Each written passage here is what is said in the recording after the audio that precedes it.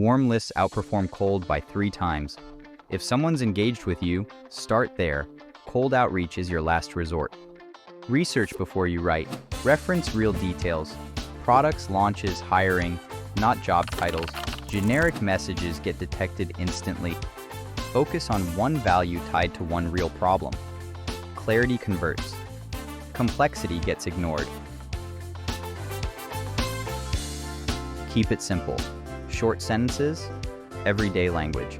AI sounds robotic because it writes too formally. Humans don't. No bullet points, no formatting, no over-polished intros. Real conversations don't look like blog posts.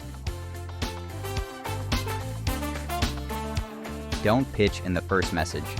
The first message earns the reply. The reply earns the pitch. Send midweek. Follow up based on behavior, not your sequence. If they're interested, act in the moment. The result, 40 to 60% acceptance rates, 20 to 30% responses. Over $1 million in active pipeline. Messages don't fail because AI is bad. They fail because the input lacks insight. Feed better thinking, get better results.